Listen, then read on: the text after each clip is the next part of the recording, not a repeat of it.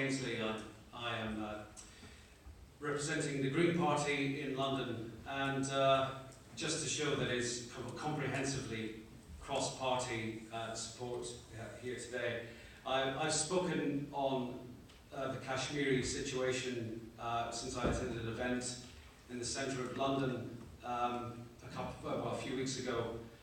I was getting a lot of emails from people there's a large Kashmiri population in London, obviously, and they were writing to all of us, all the London MEPs, to stand in solidarity, to try and help, desperately trying to get help and information on their families at the Festival of Eid.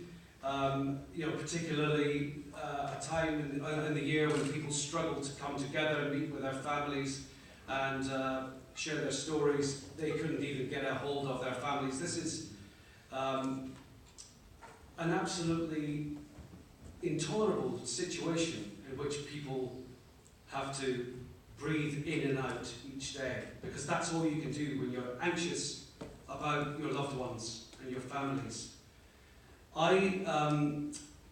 I support the work. I'm glad that we've got a resolution debate in Strasbourg. I think that the international community really does have to.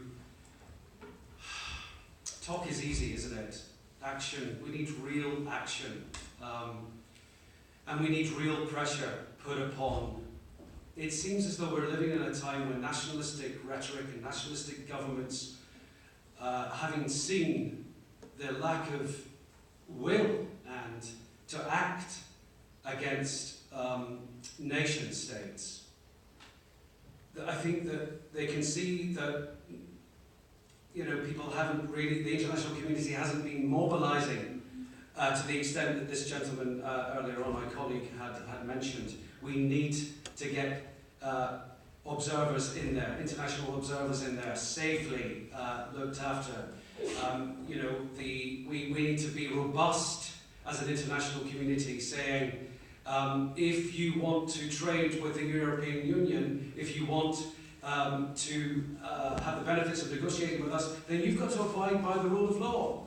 International human rights, you've got to respect human rights. And as you say, sir, the world is watching with their cameras. And we have seen for years and years people fleeing their countries in desperate hope to try and come to peaceful shores, to try and build new lives for themselves.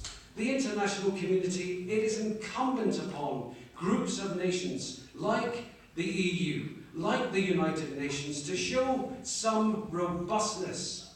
And I think we need, as an international collection of nations, to have a serious look at the right of veto by certain countries who probably have a conflict of interest. Let's be honest and say it like it is. Should it be right that one country can veto, with sometimes questionable human rights themselves, let's face it, have the right of veto? I think we really need to start addressing some of the fundamental weaknesses from the United Nations with lack of teeth, with the European Union with lack of teeth. We really do need to stand united against a group of nations, against what is happening with national governments who are emboldened because they probably know that the international community is too sometimes paralysed to act. And I'm afraid that the time that it takes sometimes for them to act, many good people lose their lives. It is despicable that children are losing their lives. It is despicable that children have to see their families cut off, upset from each other, enduring what they are enduring, and they will be traumatised for the rest of their lives. So even if they have the good fortune to survive what's going on, the international community has a duty to stop talking about it and get some action.